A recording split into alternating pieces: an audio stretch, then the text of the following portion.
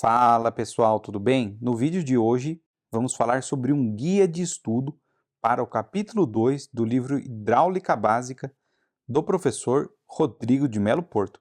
Começando então com o título do capítulo, Escoamento uniforme em tubulações, e diferentemente do que o livro fala a respeito do capítulo 1, para os alunos que já tiveram a disciplina de fenômenos de transporte, mecânica dos fluidos, esse capítulo pode ser pulado. Já o capítulo 2, não. Eu recomendo fortemente que você, mesmo que tenha tido a disciplina de fenômenos de transporte, não pule o capítulo 2. E ao longo deste guia nós vamos ver aqui quais são os pontos mais importantes, o que é que pode ser pulado ou não, e aonde você deve obrigatoriamente focar na hora de estudar, principalmente se você está com pouco tempo, ok?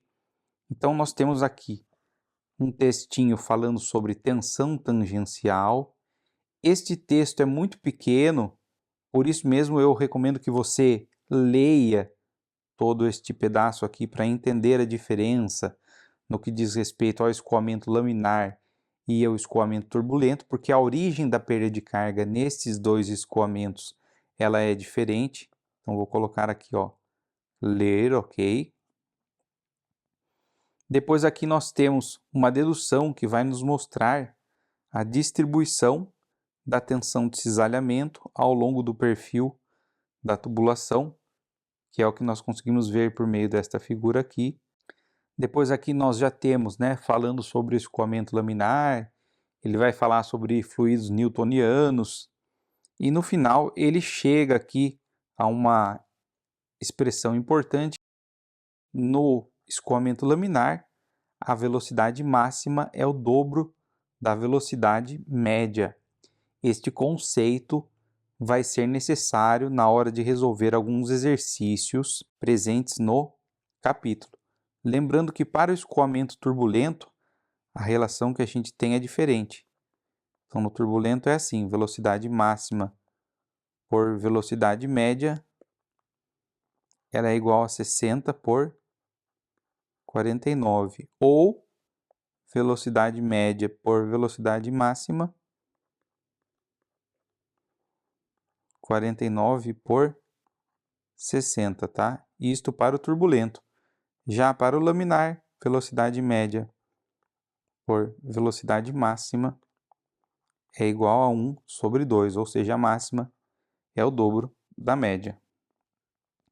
Então, dito isso, prosseguindo, o fator de atrito no escoamento laminar é 64 sobre Reynolds, ou seja, ele depende apenas do número de Reynolds. Chegando no escoamento turbulento, importante é o seguinte, essa parte aqui, se você quiser, você pode pular, tá? O que você tem que ter em mente é esta relação aqui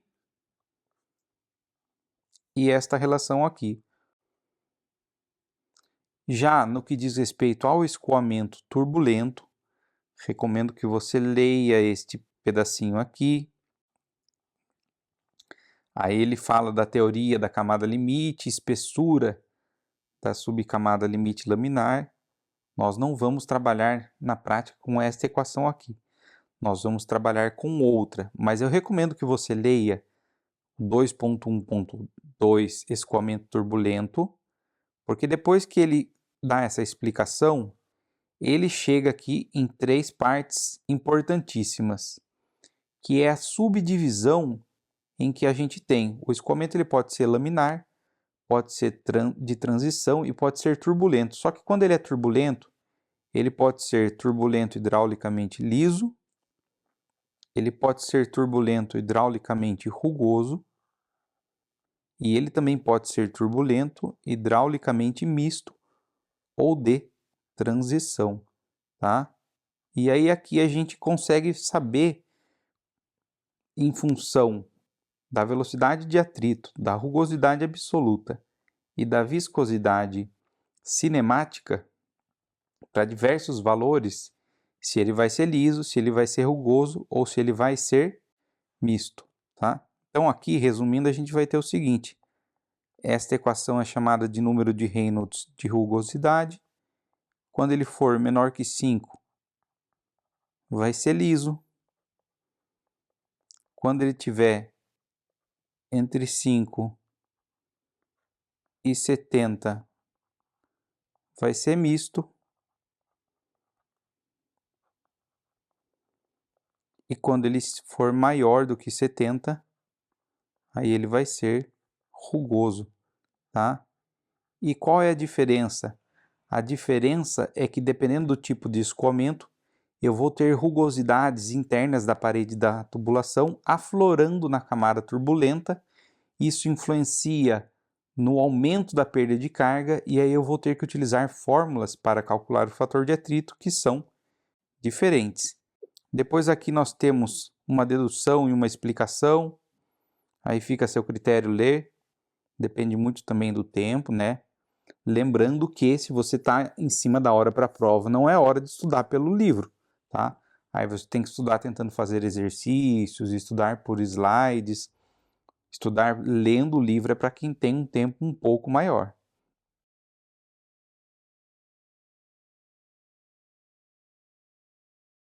Chegamos aqui à lei de distribuição universal de velocidade.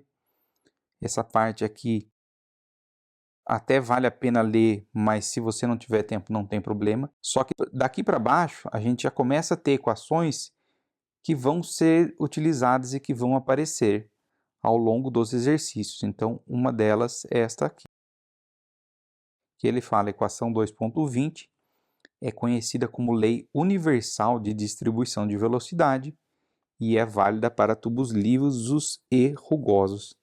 Então, esta é uma das equações, é uma equação de distribuição de velocidades que trabalha com um perfil logarítmico. Por quê? Porque envolve o logaritmo, e no caso é o logaritmo neperiano, que é o log na base e. Alguns exercícios a gente precisa utilizar esta equação. Esta parte aqui da experiência de Nicuráides, eu recomendo que você leia.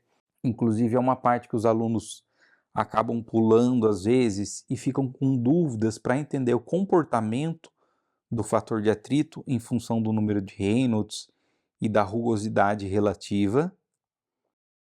Então esta parte aqui, experiência de Nicuráides, recomendo fortemente a leitura. Essa figura aqui ela está em preto e branco, mas a gente consegue visualizar perfeitamente ela, ó, tá?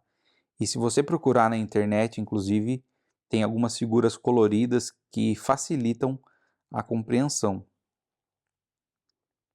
Então, leia esta questão da experiência de Nicuráides. Ele fala das regiões, região 1, 2, 3, 4 e 5. Chega numa outra fórmula que a gente acaba utilizando quando o escoamento é turbulento hidraulicamente liso, que é a fórmula de Blasius. Então, só lembrando que quando o escoamento era laminar, deixa eu só fechar aqui, quando o escoamento era laminar, a gente trabalhava com esta equação aqui.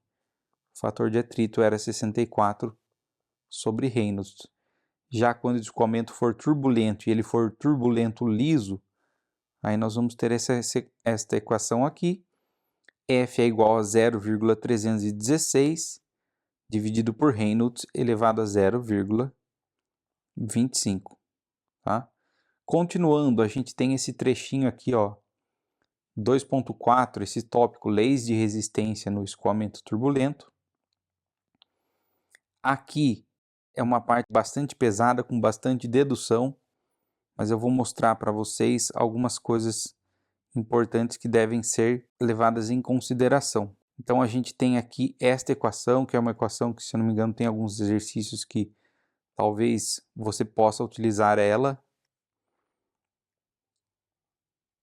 Aqui no final a gente chega a uma relação entre o número de Reynolds de rugosidade expresso de uma outra maneira. Inclusive isso aqui é o objetivo do exercício 2.1, tá? Uma outra equação que a gente utiliza é essa aqui, ó. Tem exercício que você consegue resolver utilizando esta equação. Esta equação aqui é importante porque ela relaciona a velocidade média, a velocidade de atrito, o fator de atrito.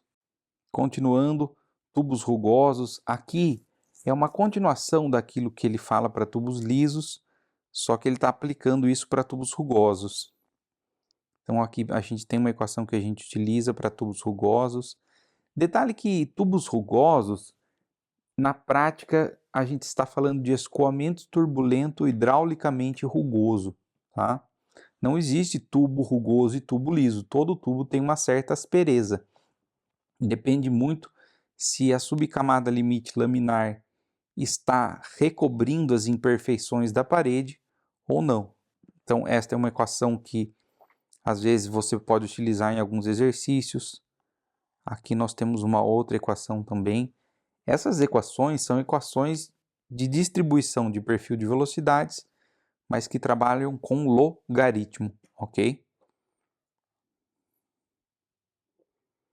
Aqui também, chegando àquela questão que eu comentei, ó, ele faz uma correlação entre o número de Reynolds de rugosidade e ele expresso de uma outra maneira.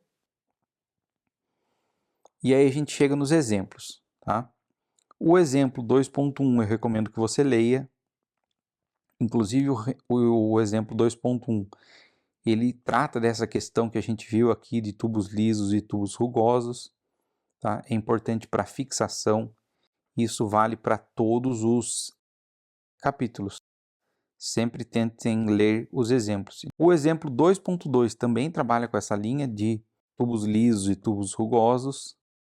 No exemplo 2.3, a gente continua tendo, olha a equação que ele utiliza, essa questão de tubos lisos e tubos rugosos.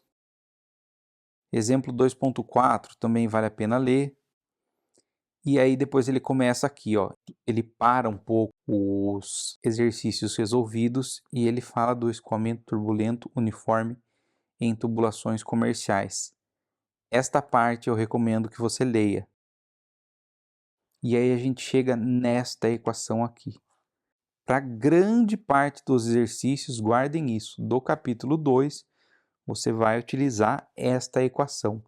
Embora quando o escoamento seja turbulento, ele se subdivida em 3, turbulento liso, misto e rugoso, se a distribuição fosse igualitária, eu teria 33% dos casos em escoamento turbulento hidraulicamente liso, 33% hidraulicamente misto e 33% hidraulicamente rugoso.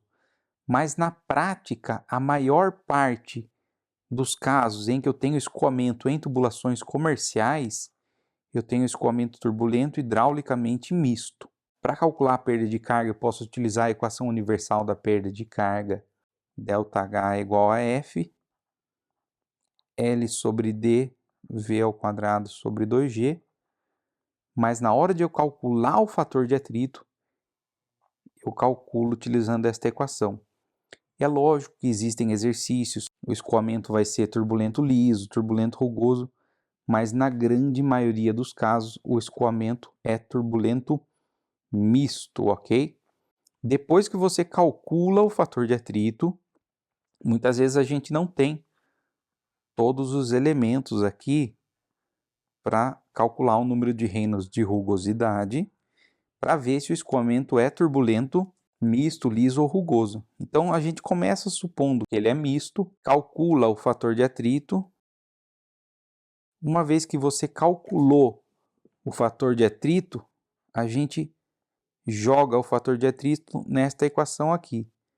V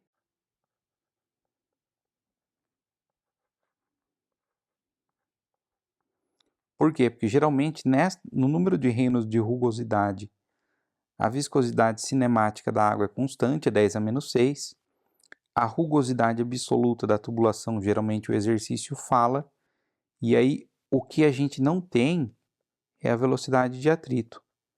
Então, a gente não consegue calcular, ter certeza de qual tipo de escoamento. Então, a gente começa supondo que ele é misto, porque na grande maior parte dos casos ele é misto. Calculamos o fator de atrito. Com o fator de atrito, a gente tem a velocidade, tem o fator de atrito, o 8 é constante, a gente descobre a velocidade de atrito. Depois que a gente descobriu a velocidade de atrito, Aí a gente consegue jogar no número de reinos de rugosidade para fazer a confirmação. Inclusive, na série de vídeos sobre o capítulo 2, tem um vídeo que eu trato de um exercício resolvido e dou o exemplo de como que a gente faz a verificação depois para ver o tipo de escoamento. Prosseguindo, aqui a gente tem algumas equações. Percebam que esta equação aqui, inclusive, tem uma tabela. Eu tenho dados tabelados tanto em função da perda de carga unitária, que é o J, mas eu também tenho a tabela em função do fator de atrito, tá? Esta equação 2.38 é praticamente a mesma equação 2.37, só que em vez de ela ser escrita em função do fator de atrito, ela foi escrita em função da perda de carga unitária, ok? Temos aqui uma fórmula, toda vez que eu mostro essa fórmula, os meus alunos se assustam, tá? Só que a importância dessa fórmula é que ela vale para escoamento laminar, escoamento turbulento liso, misto e rugoso. Ele vai apresentar essas equações, você não precisa decorar todas elas. Eu desconheço algum professor que cobre que os alunos decorem todas, mas é importante ler. Ele fala do conceito de rugosidade relativa, que é E sobre D, onde E é a rugosidade absoluta da tubulação e D é o diâmetro da tubulação. Quando chega mais ou menos daqui para cá, ele faz algumas comparações. Porque aqui ele fala da equação de Colebrook-White, 2.35 para o fator de atrito, e de Swamy-Jain. Na prática, esta equação, que é aquela 2.37, é uma equação aproximada. Ela tem o fator de atrito isolado. Na prática, dependendo do número de reinos, ela apresenta um certo errinho. Então, aqui ele faz uma discussão a respeito dessa questão. Isso aqui é muito importante, tabela 2.2, valores da rugosidade absoluta equivalente. A gente tem que ter uma noção da rugosidade absoluta em função do tipo de material, tá? Ele mostra aqui uma outra equação, essa aqui é interessante também. Isso aqui, pessoal, é a equação universal da perda de carga, mas escrita em função da vazão e não da velocidade. Então, por exemplo, a gente tem essa equação aqui, ó, ΔH é igual a F, L sobre D, V ao quadrado sobre 2G, né? A gente substituindo 2G, escrevendo em função da vazão e não da velocidade, a gente consegue chegar nessa equação aqui. Inclusive, para a gente ter o J, basta eu dividir por L dos dois lados da equação acima. J é igual a F, V ao quadrado, D sobre 2G, né? E aí a gente consegue chegar nesta equação aqui. Ele comenta a similaridade entre, utilizando o escoamento turbulento hidraulicamente liso, com a fórmula de Farr-Whipple-Isial, que é uma fórmula que a gente tem para instalações hidráulico-sanitárias, tá? Para escoamento turbulento hidraulicamente liso. Percebam que os coeficientes que ele obtém, né, são parecidos, então é importante que você leia essa parte também. Aí temos o exemplo 2.5, vale a pena ler, 2.6, exemplo 2.7.